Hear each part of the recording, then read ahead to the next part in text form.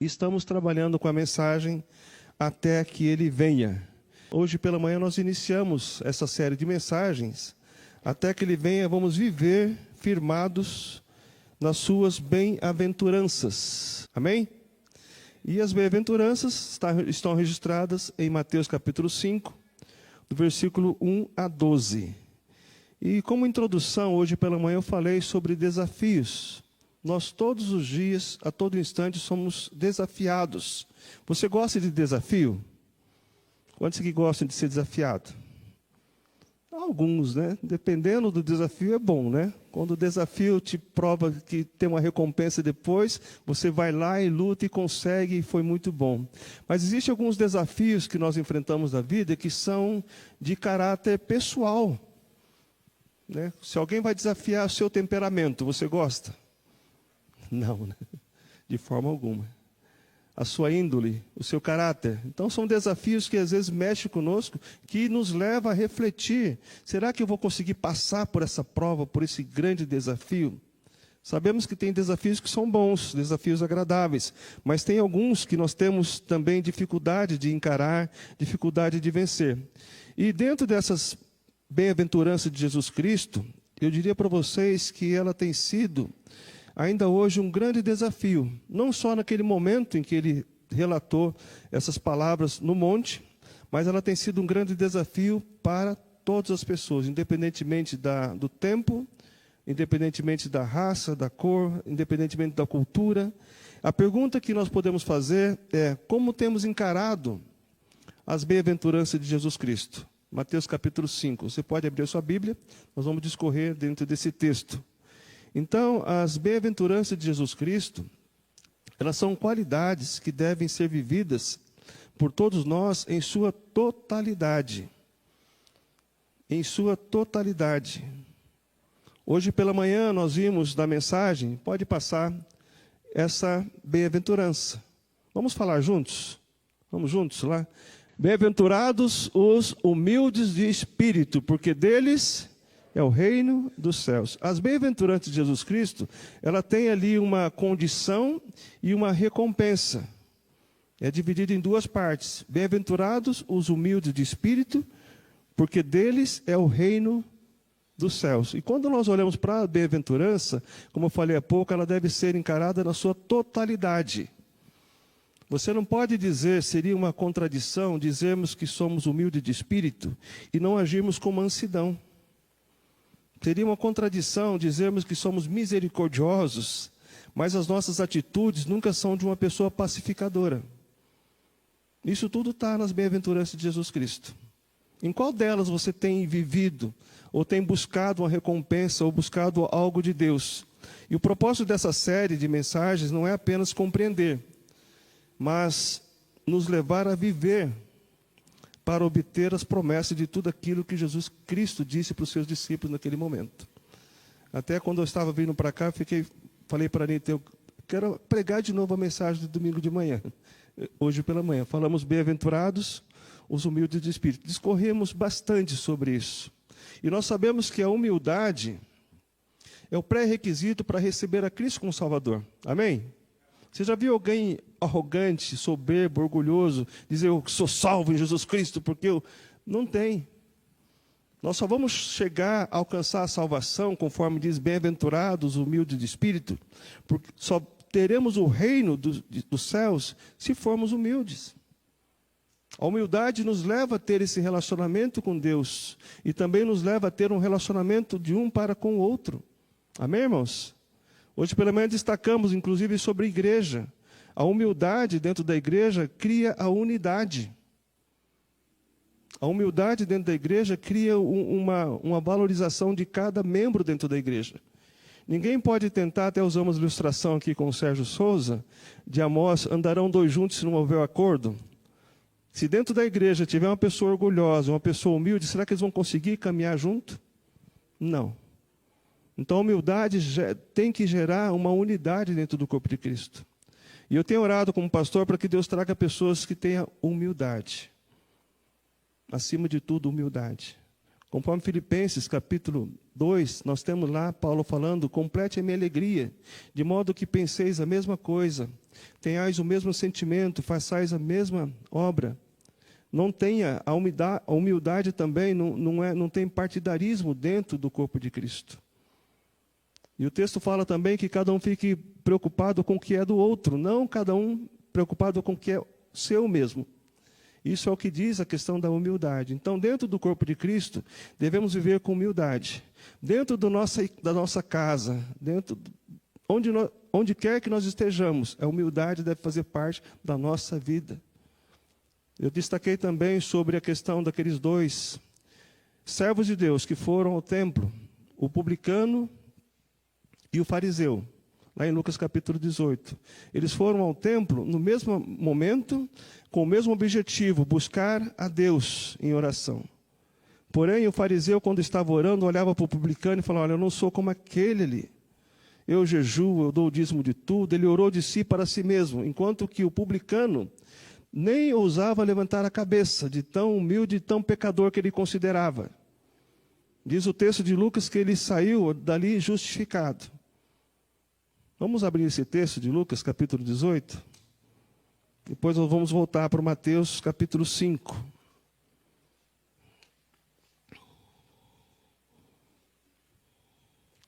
Lucas, capítulo 18, versículo 13.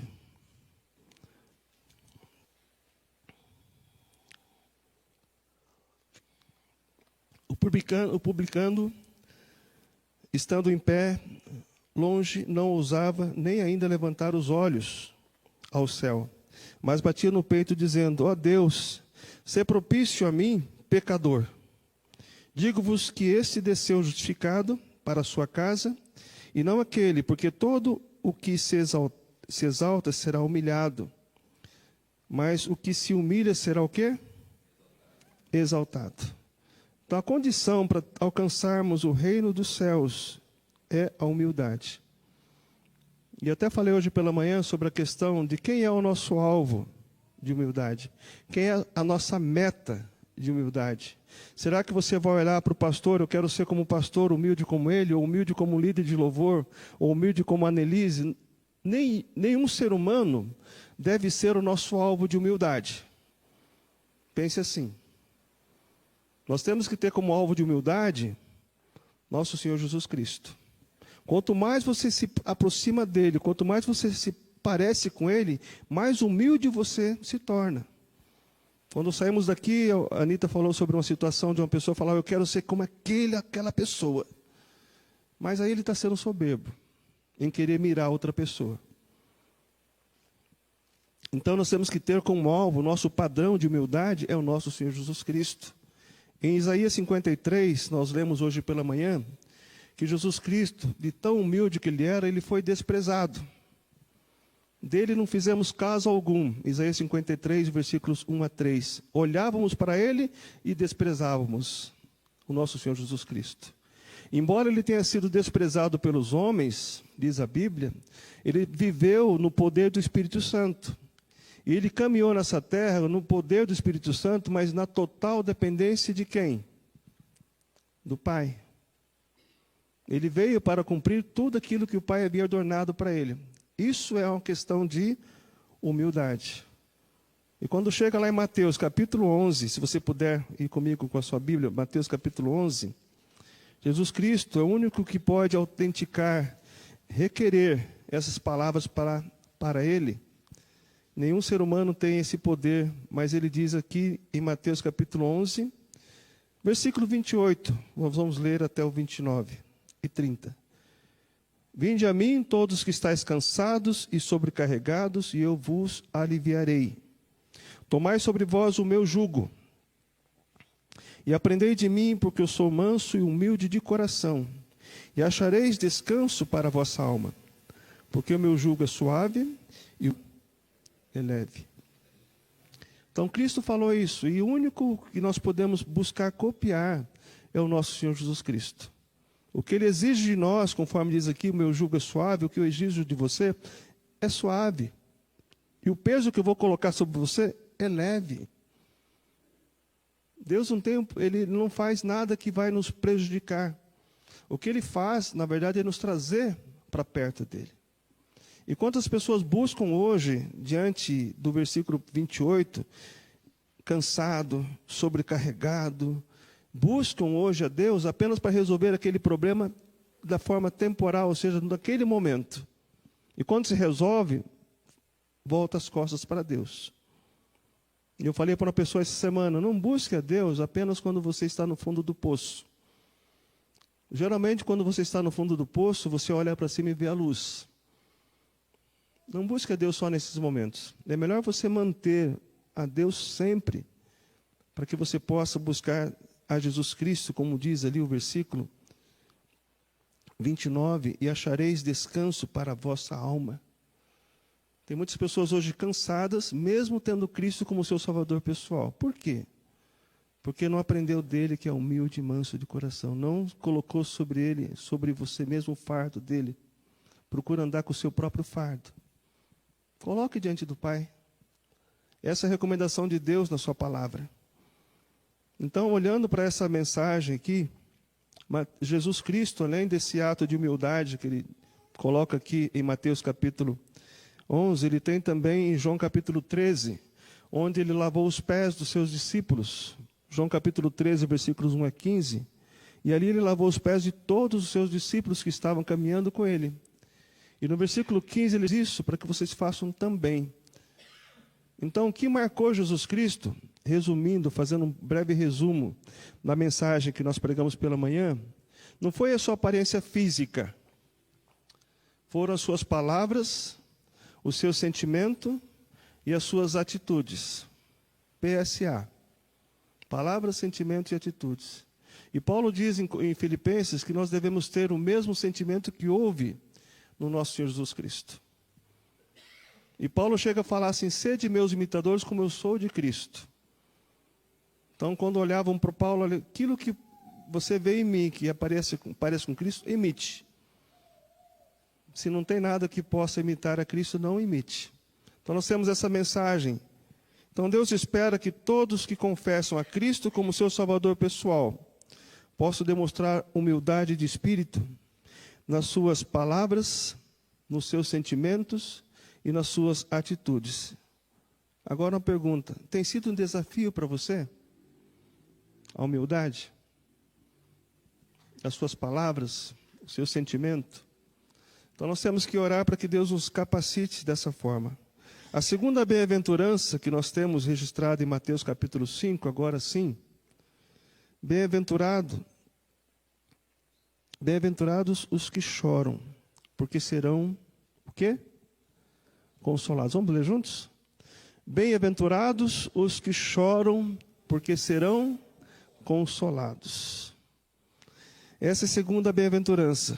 A base desta bem-aventurança de Jesus, nós podemos encontrar lá em Isaías, eu até coloquei na projeção, Isaías 61, 1 e 2, que profeticamente, Isaías falando do nosso Senhor Jesus Cristo, ele diz em Isaías 61, 1 e 2, o Espírito do Senhor está sobre mim,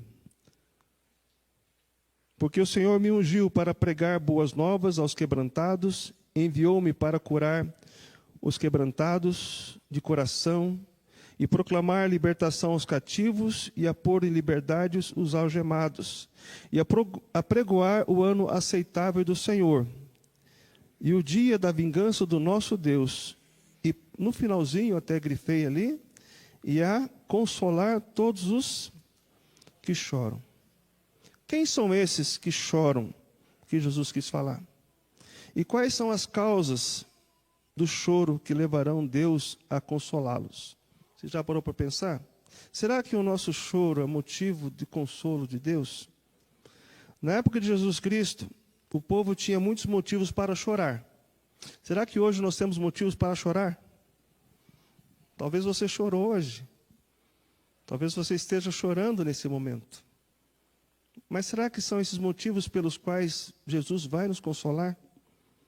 Nós podemos lembrar, lendo a história do povo de Deus naquela época, que eles choravam pela pobreza material, pobreza física, espiritual, também choravam pela opressão política que existia naquela época, choravam pela opressão social e pela opressão religiosa. E quando Jesus Cristo disse essas palavras, felizes os que choram, porque serão consolados, com certeza os ouvidos deles ficaram mais atentos ainda. Porque ele falou primeiro os humildes. Alguns devem ter saído daquele momento que ele falou. Dos tais será o reino dos céus. Mas quando ele falou, bem-aventurados os que choram, com certeza eles ficaram muito mais atentos àquelas palavras do Senhor Jesus Cristo. Ficaram bem atentos. A tristeza pelo sofrimento desemboca em choro. Quais são os motivos que nos levam a chorar? Vamos tentar trazer para nós aqui hoje. Será que a perda de um ente querido nos faz chorar? Com certeza. Nós começamos o ano perdendo um ente querido. A minha sogra. Muitos aqui devem ter perdido um ente querido. E quando você recebe a notícia da morte de alguém, é natural ter o choro. É natural chorar. E muitas vezes você chora muito mais ainda porque aquela pessoa não tinha Cristo como Salvador pessoal. Mas ninguém pode dizer também de forma categórica que naquele último momento, o último suspiro, aquela pessoa não reconheceu Cristo como Salvador. Ninguém pode falar isso. Porque no leito de hospital ele já deve ter recebido palavra antes de entrar no hospital, antes de ter aquela enfermidade, receber a palavra de Deus, porque hoje a palavra de Deus é proclamada em todo e qualquer lugar. O meu sogro, quando faleceu um tempo atrás, me lembro uns 10 anos atrás, ele tinha rejeitado a Cristo, mas no leito de hospital nós pudemos falar de Cristo para ele como Salvador. E a forma com que ele confessou Cristo como Salvador não foi falando, porque ele não falava mais. Foi num aperto de mão, quando nós falamos, Senhor Vicente, o Senhor reconhece Jesus Cristo como seu único e suficiente Salvador, como o único caminho que levará o Senhor para o céu, para estar com Deus, reconhece? Aí ele não podia falar, aperte a nossa mão para confirmar. Ele apertou a mão. Confirmou ou não? Confirmou. Ele não saiu do leito para fazer um discipulado, para ser batizado.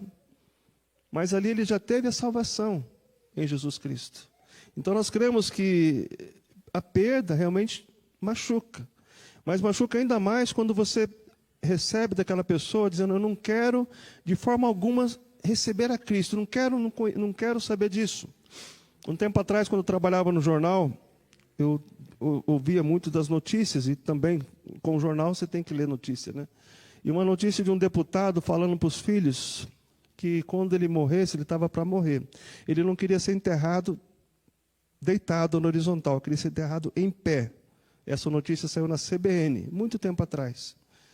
Aí ele falou, nunca me dobrei a homem nenhum em vida, e nem na morte eu quero me dobrar.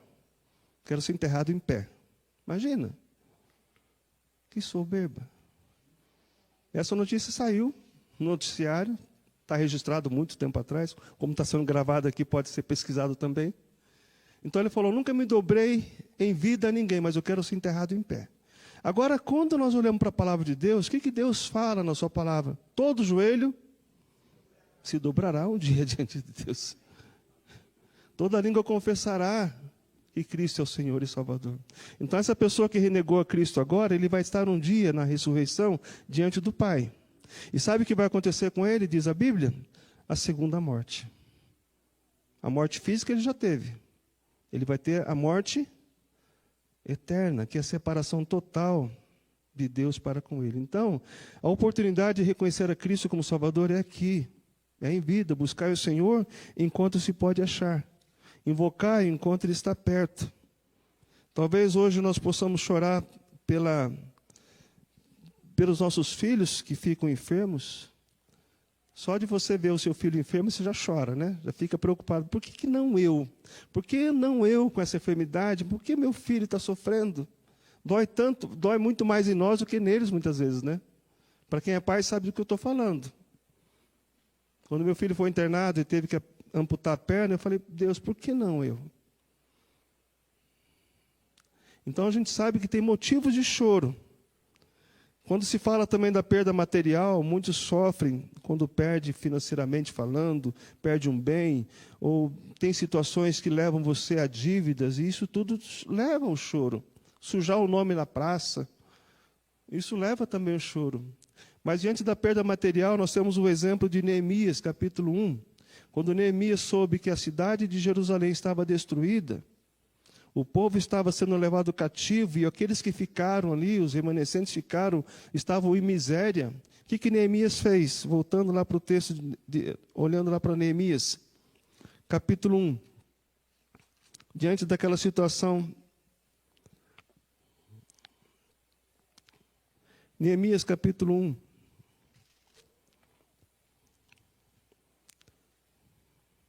Eu vou ler somente o versículo 4, em função do nosso tempo. Diz aqui: tendo eu ouvido essas palavras, diante de tudo aquilo que foi relatado pelo seu irmão Anani, ele diz no versículo 4 que, tendo ouvido essas palavras, assentei-me e chorei e lamentei por alguns dias. E estive jejuando e orando perante o Deus dos céus. Então, o motivo de choro que nós temos hoje não deve ser para sempre. Deve ser por um momento. O choro pode durar uma noite, mas a alegria vem pela manhã. Tem um versículo que diz. E se você chora a perda de um ente querido, você deve chorar sim. Mas depois lembrar, como Neemias falou, eu chorei por alguns dias, mas depois eu me levantei. Davi, quando perdeu seu filho com Betseba, ele orou, jejuou por 7 dias, chorou. Mas quando ele soube que o filho havia morrido, o que ele fez?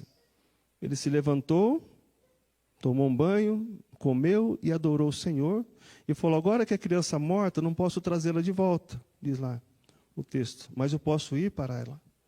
Então nós devemos levantar a cabeça. Se você está hoje acompanhando esse culto, aqui ou em casa, e está chorando a perda de um ente querido, levante a cabeça e caminhe. E quando você caminha, Deus vai te fortalecendo. Deus vai fortalecendo. Tem também a outra questão que faz com que nós choremos nos dias de hoje. A tristeza não merecida, por motivo de perseguição ou por causa da justiça. Em todas as épocas, aqueles que querem viver uma vida consagrada a Deus têm sofrido perseguição. Isso causa sofrimento e choro. Lá em Salmos 6, versículos 6 e 7, se você puder abrir a sua Bíblia, Salmos 6, versículos 6 e 7, o salmista diz, estou cansado de tanto gemer. Todas as noites faço nadar o meu leito, de minhas lágrimas o alago. De tristeza os meus olhos se consomem, envelhecem por causa de todos os meus adversários. Então ele está sendo perseguido. E aquilo fez com que ele chorasse. No Salmo 42, mais à frente um pouquinho, ele diz no versículo 3 a 5, as minhas lágrimas têm sido o meu alimento de dia e de noite, enquanto dizem continuamente, o teu Deus onde está? Por que está abatida, ó minha alma? Por que te perturbas dentro de mim? Espera em Deus, pois ainda o louvarei a Ele, meu auxílio e Deus meu. Então, diante disso tudo, nós temos aqui a mensagem de Deus. Diante das ameaças que nós temos hoje, nós temos que viver em humildade. Palavra de ordem, humildade. Viver humildade. Quando você fala que é humilde, já perdeu a humildade. Pense assim também. Não devemos falar que somos humildes. Temos que agir, temos que sentir e temos que ter palavras que possam relatar que Cristo é o meu alvo, não pessoas. Mas olhando para 1 Pedro capítulo 3, versículo 13, nós temos aqui um conforto de Deus. Ora, diz 1 Pedro 3,13, ora, quem é que vos há de maltratar, se fordes zelosos do que é bom? Mas ainda que venhais a sofrer por causa da justiça, bem-aventurados sois. Olha a bem-aventurança aqui nesse texto. Não vos amedronteis, portanto, com as suas ameaças, nem fiqueis alarmados, diz o texto. Então nós temos essa mensagem de Deus para nos confortar diante das ameaças. Choramos, podemos chorar, mas não ficamos alarmados. Não devemos ficar desesperados. Então a tristeza pela perda material, pela situação física, perseguição, nos leva ao choro. Em geral, quando isso acontece, nós corremos para a Bíblia. E eu tenho falado, aconselhado, acompanhado. E quando vem situações em que a pessoa fala que está em desespero, eu tenho que lembrar daqueles textos que nos levam a refletir no que Deus promete para nós. Porque todos que aqui estão nessa noite já passaram por alguma situação difícil ou estão passando por alguma situação difícil. E sabe quem vai consolar você, quem vai confortar? O nosso Deus. Porque lá em 2 Coríntios, capítulo 1, versículo 3, 2 Coríntios, capítulo 1, versículo 3, não existe nenhum outro que é Pai, que é Deus, de tudo isso que nós vamos falar agora. Diz aqui, 2 Coríntios, capítulo 1, versículo 3, bendito seja o Deus e Pai de nosso Senhor Jesus Cristo, o Pai de misericórdias e Deus de toda consolação. É Ele que nos consola em toda a nossa tribulação. Não creia que Deus é que consola você em toda a tribulação, mas tem um objetivo esse consolo, esse conforto. E qual que é o objetivo? Para que pela consolação que nós mesmos recebemos de Deus, possamos consolar os que estiverem em qualquer espécie de tribulação. Eu coloquei em outra versão aqui, diferente daquilo que eu tenho lido geralmente. Então, você tem um objetivo quando você é consolado por Deus. Se você sente que Deus te consolou, e você vai encontrar alguém passando por aquela tribulação, você tem ali, digamos, Deus ordenando, você vai lá e console aquela pessoa. Porque eu consolei você, então console aquela pessoa. No Salmo 30, versículo 5, nós falamos há pouco, o choro pode durar uma noite, mas a alegria ela vem pela manhã. Ou seja, quando você medita na palavra de Deus e vê as promessas que Deus tem para você diante do seu choro, você acorda alegre, aliviado. E quando você compartilha com alguém que tem a palavra de Deus, essa pessoa tem também a palavra para poder te abençoar. Então, diante disso, irmãos, diante da tribulação que nós passamos nessa terra, todos aqui passam por tribulação? Sim ou não? Dá para dividir em dois grupos, o que não tem problema e o que tem problema desse lado? A gente consegue dividir ou não? Somos todos iguais. Mas eu tenho para vocês aqui uma boa e uma má notícia.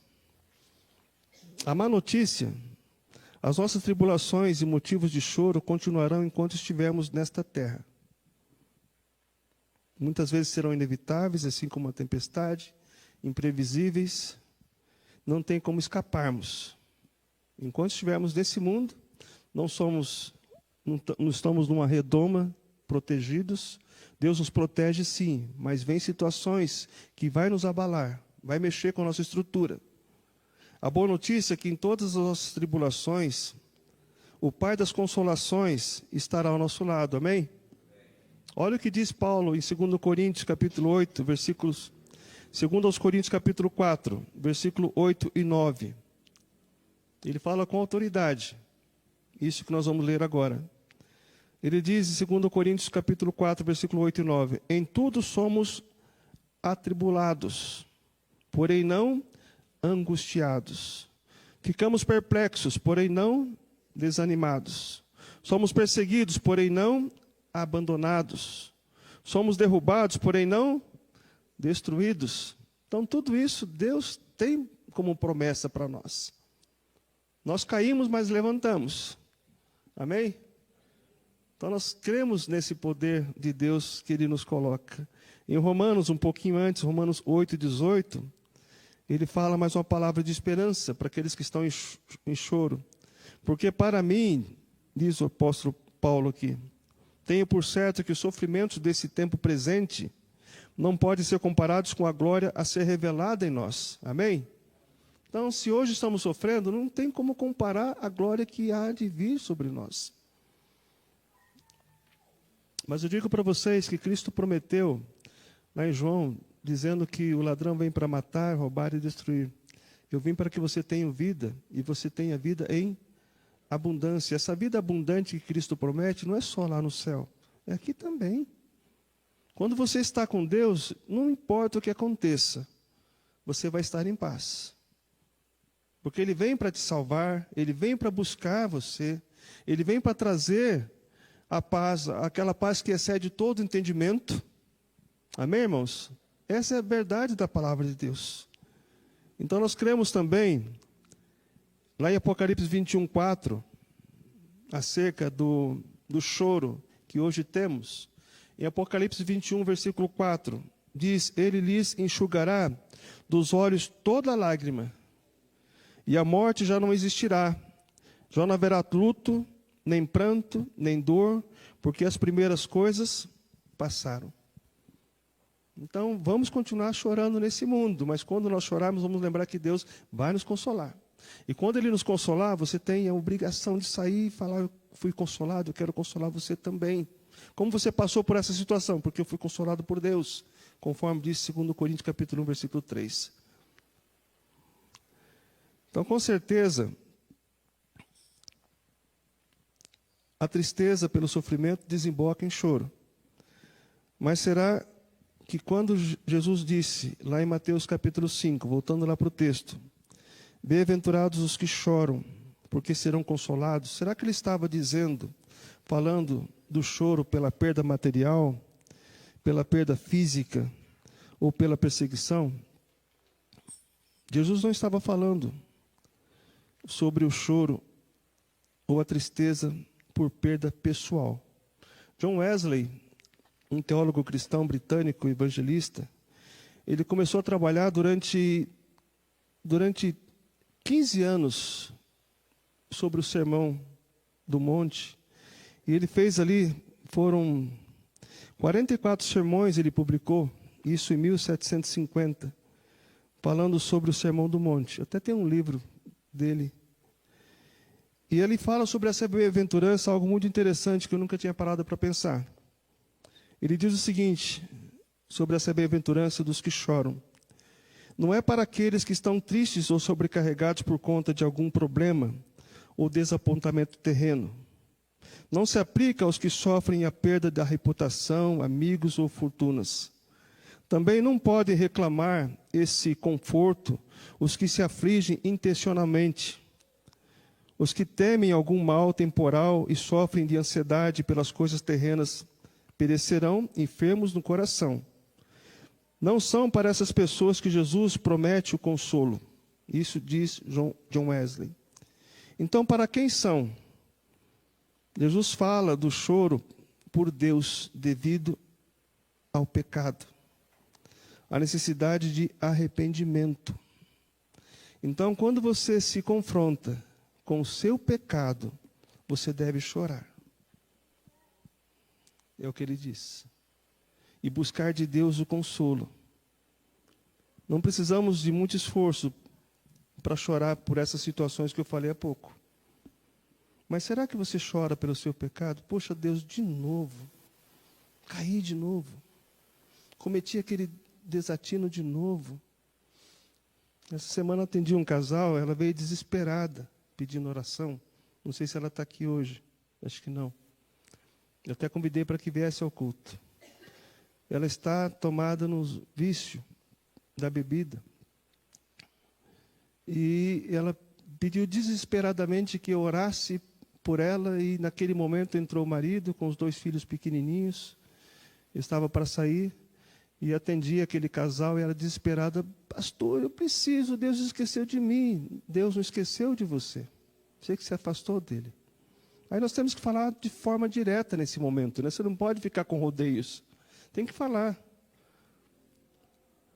E eu falei: você está alcoolizado agora? Estou. Então, eu vou falar alguma coisa para você agora, mas quando você estiver sóbrio, você volte, para que eu possa falar. Porque nós tivemos já na história dessa igreja uma pessoa que vivia na sarjeta, lá fora. Ele vivia lá fora. Não entrava, mas alcoolizado. O dia que ele veio consciente, ele se converteu. Nosso irmão Afonso Nadaline. Alguns conhecem da história dele. E ele ficou aqui até Deus o levar pela idade. Mas foi transformado. Então, quando Cristo ele falava do evangelho, do reino, ele primeiro curava a pessoa. Lembra do endemoniado? Ele não falou do evangelho com o demônio. Depois que a pessoa foi curada, que ele falou do evangelho. Então, a pessoa tem que estar consciente para receber a palavra. Foi o que eu falei com essa pessoa. Então, o choro, ela estava chorando pelo pecado dela.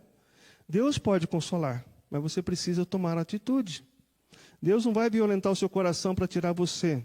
Você tem que buscar querer, tem que desejar e sentir o desejo de buscar a Deus. Então, choramos até mesmo quando estamos assistindo um filme. Tem uma série aí que estão falando, né, que eu não assisti ainda, mas eu devo assistir, que faz você chorar. Mas choramos. Isso é bem fácil de chorar, né? Conforme nós falamos aqui, você pode chorar, pode rir. Mas o nosso pecado, será que nos leva a chorar? Temos chorado pelo nosso pecado? Temos chorado por reconhecer que erramos de novo? Falamos, fizemos, julgamos, abandonamos? Será que isso nos leva à consciência do nosso pecado? Ou nós justificamos o nosso pecado? O pecado não justifica, se confessa diante de Deus. Não há choro, não é o choro por ter sido pego no pecado, mas pelo peso do nosso pecado. Essa frase eu coloquei aqui, não é o choro por ter sido pego no pecado, mas o choro pelo peso do nosso pecado. É uma frase que faz sentido, né? Porque às vezes a pessoa é pego no pecado e chora.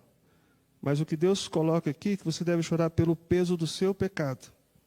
Muitos ladrões são pegos em flagrante e choram. Muitas crianças, quando desobedecem, choram pelo fato de saberem que irão apanhar.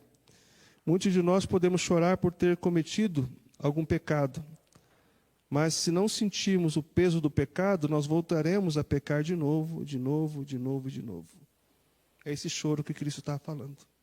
O choro do pecado, você será consolado. Geralmente a nossa mente, ela fica cauterizada quanto ao nosso pecado. Se temos o Espírito Santo de Deus, nós sentiremos o peso do nosso pecado. Aí iremos chorar. Deus, me livre desse meu pecado. De novo, aí chore, busque a Deus. O Salmo 32, o salmista falava sobre essa questão do choro.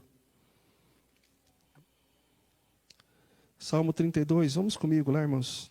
O tempo está avançado, nós vamos caminhando dentro dessa mensagem para poder contextualizar. Aqui está falando do salmista Davi, no Salmo 32, 1-5, ele diz: bem-aventurado aquele cuja iniquidade é perdoada, Salmo 32, 1-5, cujo o pecado é coberto, bem-aventurado o homem a quem o Senhor não atribui iniquidade, e cujo espírito não há dolo. Enquanto calei os meus pecados, envelheceram os meus ossos, pelos meus constantes gemidos, todo dia. Pois tua mão pesava dia e noite sobre mim, e o meu vigor se tornou em sequidão de estio. Confessei-te o meu pecado, e a minha iniquidade não mais ocultei. Disse: confessarei ao Senhor as minhas transgressões, e tu perdoaste a iniquidade do meu pecado. E no Salmo 51, se vocês puderem comigo, Salmo 51.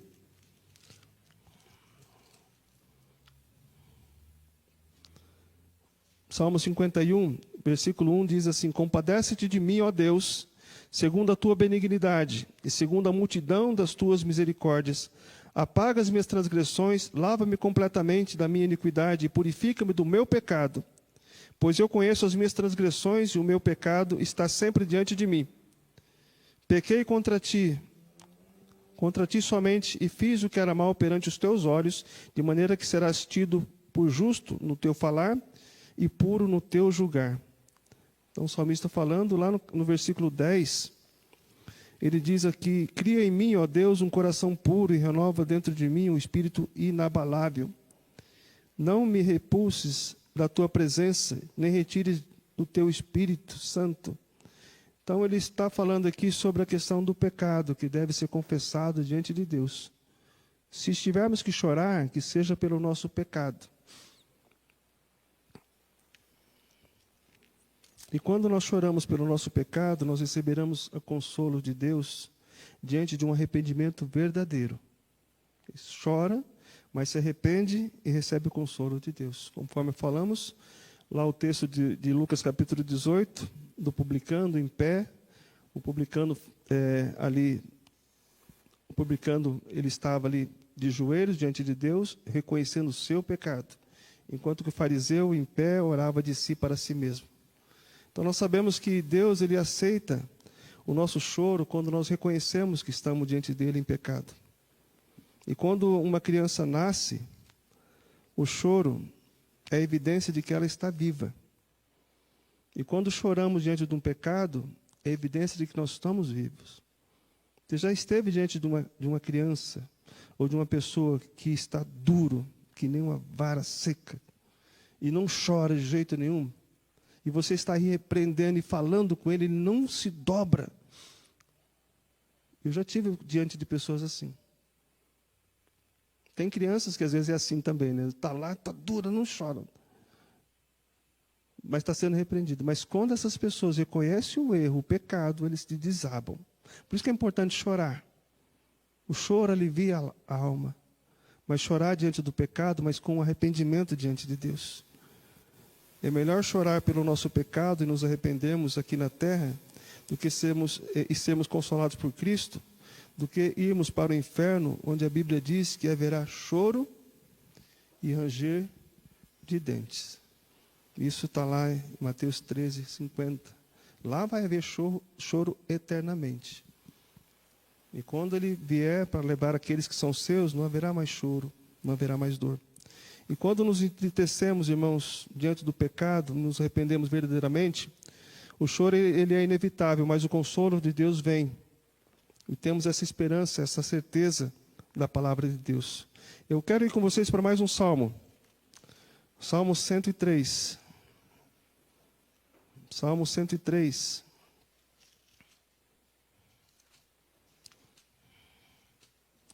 Dez a 12. Salmo 103, 10 a 12 diz assim: não nos trata segundo os nossos pecados, nem nos retribui consoante as nossas iniquidades. Versículo 11. Pois quanto o céu se alteia acima da terra, assim é grande a sua misericórdia para os que o temem. Quanto dista o oriente do ocidente, assim afasta de nós as nossas transgressões. Aqui fala do perdão que Deus dispensa para cada um de nós. Então devemos chorar pelos nossos pecados, mas também pelos pecados daqueles que amamos. Se você tem um ente querido que está em pecado, chore pelo pecado, mas fale da palavra de Deus para essa pessoa, para que ela possa se reconciliar. Podemos chorar sim por aqueles que nós amamos, mas chorar com sinceridade. Não lágrimas de crocodilo, mas lágrimas de fato, lágrimas que realmente expressam o nosso sentimento. Eu choro por você, mas eu gostaria muito que você voltasse para estar com Deus. Então, concluindo essa reflexão, irmãos, Mateus capítulo 5, versículo 4. Então, versículo 4. Bem-aventurados os que choram, porque serão consolados. Então, se você chora por conta do seu pecado, se arrependa. Confesse diante de Deus e você receberá o consolo. Porque Ele vem para nos salvar. E se você está hoje abatido, e você hoje sentiu que Deus falou com você, você vai sair daqui fortalecido, amém? Aquele que está cansado, abatido, Deus fortalece as mãos fracas. Mas quando você se sentir fortalecido, você vai poder transmitir para as pessoas que estão lá fora também, estão lá fora precisando de uma palavra de apoio. Então, se você chora também por alguma injustiça, creia, Deus tem poder. A justiça de Deus prevalecerá. Amém?